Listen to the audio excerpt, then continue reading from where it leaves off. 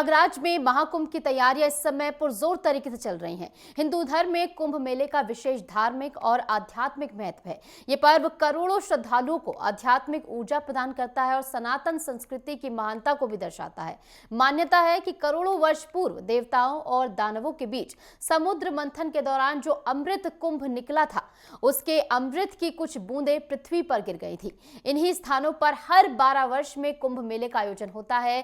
प्रयागराज, हरिद्वार, उज्जैन और नासिक ये 4 प्रमुख स्थान हैं जहां कुंभ का आयोजन किया जाता है, जिसमें देश दुनिया से श्रद्धालु आस्था की डुबकी लगाने पहुंचते हैं। जो वही सालों साल तपस्या में लीन साधु संत भी स्नान करने के लिए यहां पर पहुंचते हैं। साधु संतों के लिए कुंभ में विशेष दिन होते हैं और साधु संतों के स्नान को शाही स्नान कहा जाता है।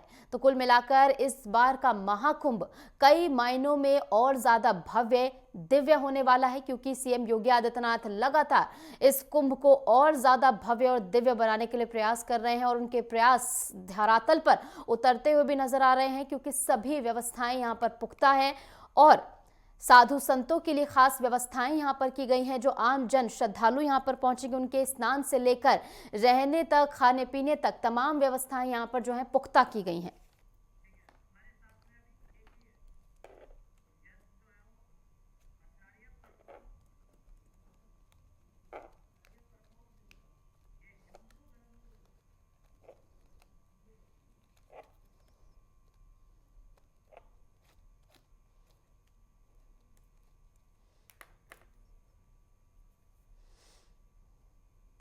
तो कुल मिलाकर इस समय महाकुंभ की तैयारियां पुरजोर तरीके से चल रही हैं और आप देखिए जो तैयारियां हैं वो कहीं ना कहीं आप धरातल पर भी देख पा रहे होंगे और जो लोग महाकुंभ में शामिल होने के लिए पहुंचेंगे वो और पास से इनको देख पाएंगे।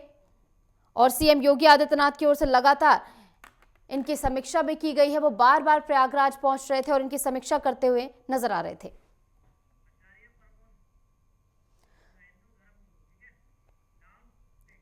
तो महाकुंभ पर चर्चा के लिए हमारे साथ हिंदू धर्मगुरु आचार्य प्रमोद मिश्रा जी जुड़ गए हैं। बहुत बहुत स्वागत है आपका आचार्य जी। धन्यवाद धन्यवाद। आचार्य जी, महाकुंभ जिसकी बात देश ही नहीं बल्कि विदेश में हो रही है और अनेकता में एकता का ये प्रतिबिंब है जो अभी हम समाज में देख रहे हैं। विभाजन की राजनीति की जा रही है, विभाजन की बार बार बात की जाती है, उसको बड़ी चुनौती महाकुंभ देता हुआ नजर आता है। इस बार के महाकुंभ को आप कितने खास तरीके से देख रहे हैं और कितना खास इस बार का महाकुंभ और इसकी मान्यता? बिल्कुल, सबसे पहले जितने भी हमारे दर्शक हैं सबको मैं बहुत बहुत शुभकामना देता हूँ महाकुंभ के लिए और इस नववर्ष के लिए, क्योंकि जो भौतिक तरीके से हम लोग नववर्ष मनाते हैं उसका भी बहुत बहुत मंगल कामना। और महाकुंभ तो आपके लिए है ही, क्योंकि 144 वर्ष बाद महाकुंभ प्रयागराज का होने जा रहा है। अद्भुत इसलिए है कि 144 वर्ष बाद है। दूसरी विशेषता ये है कि इस महाकुंभ में जो तैयारियां हैं और साथ साथ राज्य सरकार, केंद्र सरकार का बहुत बड़ा योगदान है। ये बहुत बड़ी बात है, क्योंकि जथा राजा तथा प्रजा, ये धर्म कहता है, ये शास्त्र कहता है। जब राजा आध्यात्मिक होती है, धार्मिक होती है, धर्म के प्रति झुकाव होता है, लगाव होता है, तो ये निश्चित हो जाता है कि धर्म का बल चारों पैरों से, चारों चरणों से धर्म अपने बल पर होता है और धर्म की पराकाष्ठा बहुत ही अच्छी होती है। उसका अनुभव संत महात्मा, ऋषि मुनि, देवगण और देवव्रत सब कर पाते हैं। तो इस बार का जो महाकुंभ है बड़ा अद्भुत है। हम लोग भी जाएंगे वहां पर, उपस्थिति हम सबकी होगी। जो संत महात्मा है, ब्राह्मण समाज है और सनातनी, विशेषकर सनातन धर्म को मानने वाले, जानने वाले, अपमानने वाले, ये सब लोग वहां पर पहुंचेंगे। तो इसका अद्भुत महत्व है। और हर जो कथा आती है कि समुद्र मंथन के दौरान जब देवता और दानव में आपस में संग्राम होता है, युद्ध होता है, और युद्ध के साथ साथ भगवान नारायण की आज्ञा से समुद्र का मंथन होता है। उस मंथन में एक एक करके 13 रत्न निकले, 14वां रत्न निकलता है अमृत। अमृत कलश भगवान धन्वंतरी लेकर प्रकट होते हैं और उस अमृत कलश को लेकर के विवाद भी होता है। देवता कहते हैं भाई मुझे चाहिए, दानव कहते हैं मुझे चाहिए। तो आपस में जो भी छीना झपटी होती है, इस तरह से जब दानवों ने बलपूर्वक उसको ले लिया तो देवताओं ने भगवान नारायण का सहारा लिया। भगवान नारायण से प्रार्थना की, भगवान अमृत कलश तो निकला लेकिन दैत्यों ने अपनी तरफ ले लिया है। भगवान ने मोहिनी का अवतार लिया और मोहिनी अवतार के बल पर उन्होंने उसको वितरण करना चाहा। इसका एक रहस्य ये भी है कि अगर जो है अमृत कलश किसी अनैतिक के हाथ में लग जाए, जो नैतिक को न जानता हो, नियति को न जानता हो, धर्म को न जानता हो, तो कहीं ना कहीं उसका दुष्प्रभाव पड़ता है। इसलिए भगवान को मोहिनी अवतार लेना पड़ा। मोहिनी अवतार लेकर के उसका भगवान ने वितरण किया, देवताओं को भी दिया और दैत्यों को भी दिया, दोनों को अपना अपना पिलाया। लेकिन दैत्यों को भगवान ने जलपान कराया और रूप सुधा का पान, देवताओं को अमृत पान। लेकिन एक राक्षस था जिसका नाम था स्वरभानु। स्वरभानु नाम के राक्षस ने देवताओं का रूप रख करके और जाकर के देवताओं की पंक्ति में बैठ जाता है और अमृत पान उसने भी कर लिया। तो लेकिन ये जो ड्यूटी लगाई गई थी और देख रेख की गई थी, वो सूर्य और चंद्रमा जो दिन और रात्रि के देवता हैं, भगवान के दोनों नेत्र हैं, उनकी देख रेख थी। तो सूर्य भगवान ने, चंद्रमा ने कहा कि भगवान इस दैत्य ने भी अमृत पान कर लिया है, क्योंकि दैत्य का देखो पीना कोई बुरी बात नहीं है, लेकिन बुद्धि वैसी है, नकारात्मक बुद्धि है, तो उसका गलत उपयोग होगा। इसलिए भगवान ने उसको चाहा और भगवान ने मोहिनी रूप त्याग करके अपना विराट रूप दिया और विराट रूप लेकर के उस राक्षस का सिर और धड़ दोनों अलग कर दिया। आज वही सिर राहु के रूप में है, जो नवग्रह में पंक्ति मिली उनको, और केतु जो है, जो धड़ था वो केतु के रूप में हो गया। पहले 7 ग्रह थे, अब 9 ग्रह हो गए। तो इसकी एक इतिहास, एक कहानी है जो कि आपको मैंने बताई। और यहाँ भगवान ने विराट रूप लेकर के और देवताओं का कल्याण किया, जो उसमें उस समय के ऋषि मुनि थे, उस समय के संत महात्मा थे, देववृंद थे, देवगण, सबका कल्याण किया। लेकिन जब देवताओं और दानों का युद्ध चल रहा था, तो अमृत की 4 बूंदें धरती पर टपक गई थी, गिर गई थी, जो आज भी कुंभ के रूप में, अर्धकुंभ के रूप में, महाकुंभ के रूप में इन्हीं ग्रहों की परिस्थितियां, गुरु और सूर्य की जो परिस्थितियां होती हैं कि किस राशि में कौन सा ग्रह होगा, सूर्य कहाँ होगा, गुरु कहाँ होगा, किस परिस्थिति में होगा, तब कौन सा कुंभ लगेगा।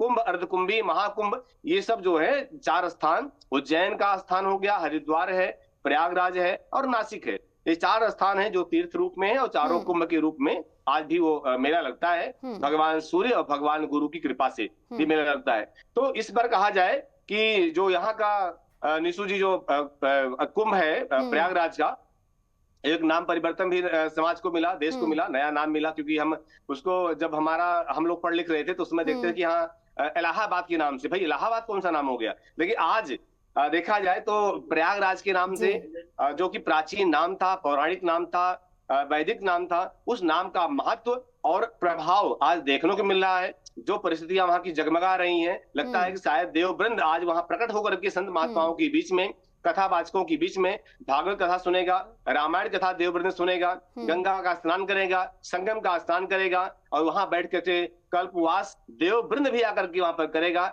ऐसी परिस्थितियां दिख रही हैं, प्रत्यक्ष दिख रही हैं, क्योंकि कार्य जो होता है, तपस्या जो होती है, धर्म जो होता है, वो अनुभव भी होता है, लेकिन प्रत्यक्ष दिखता भी है। तो आज का अनुभव सब दिख रहा है निशु जी। बिल्कुल, और ये अनुभव जो है वो सभी यहाँ पर खुद महसूस करने के लिए पहुंचेंगे प्रयागराज में, जब इस महाकुंभ का आगाज होगा। इसी के साथ आपने जिक्र किया कि जब एक दैत्य, एक राक्षस ने अमृत पान कर लिया, आपने कहा कुछ गलत नहीं है उनका अमृत पान करना, लेकिन उनकी जो नकारात्मक बुद्धि है वो उसका गलत इस्तेमाल करती है। और आज के समाज में भी कहीं ना कहीं ऐसा देखने को मिलता है कि नकारात्मकता जो है वो हावी हो रही है। इसी को देखते हुए जो संत समाज है वो भी कहीं ना कहीं राजनीति में उतर रहे हैं, तो उस पर कई तरीके के सवाल खड़े होते हैं। बिल्कुल, वो आवश्यक है।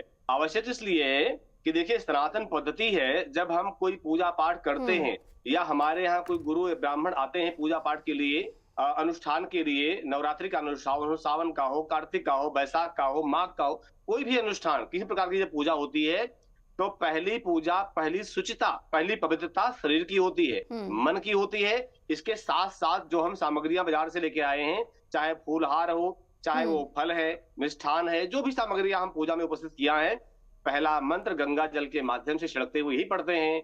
ओम अपवित्र पवित्रो वा सर्वावस्थाम गतोपि वा यह स्मरेत पुंडरी काक्षम सबाह्याभ्यंतरः शुचि। यानी हम उन सामग्रियों के साथ अपने स्वयं को भी बाह्याभ्यंतरः, मन से और बाहर से भी, अंदर से बाहर से हम पवित्र हों। क्योंकि जब तक हमारी भावनाएं पवित्र नहीं होंगी, हमारा मन पवित्र नहीं होगा, हमारी दृष्टि पवित्र नहीं होगी, तब तक पूजा होगी कैसे। तो इन बारीकियों को देखते हुए, इन सूक्ष्म गतियों को देखते हुए जो संत महात्मा निर्णय लेते हैं कि हाँ ये कार्य करें और ये न करें, ऐसा करना चाहिए, ऐसा नहीं करना चाहिए, ये बहुत जरूरी होता है। हर बातें जुबान पर लिखी नहीं होती, हर बातें माथे पर नहीं लिखी होती, हर बातें बोली नहीं जाती। तो कुछ बातें ऐसी होती हैं जो आध्यात्मिक तरीके से, वैदिक तरीके से, पौराणिक तरीके से बहुत आवश्यक होती हैं, बहुत जरूरी होती हैं। और निशु जी, आप समझिएगा, पहली पूजा है पवित्रता।